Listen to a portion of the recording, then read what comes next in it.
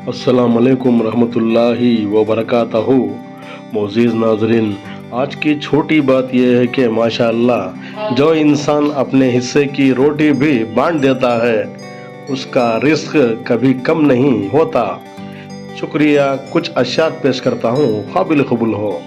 भूलना मेरी आदत नहीं, याददाश्त चली जाए तो अलग बात है।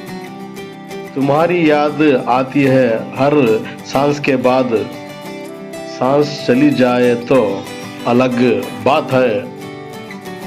वफा करना मेरा उसूल है, मौत अगर आ जाए तो अलग बात है। अपनों को याद करना मेरी फितरत है, अपने ही अजनबी हो जाए तो अलग बात है। शुक्रिया, कल फिर मिलेंगे कुछ नए पुराने तारीख़ी मक़ामात के साथ या कुछ अशआर के साथ। तब तक के लिए अलविदा, अल्लाह हाफिज़।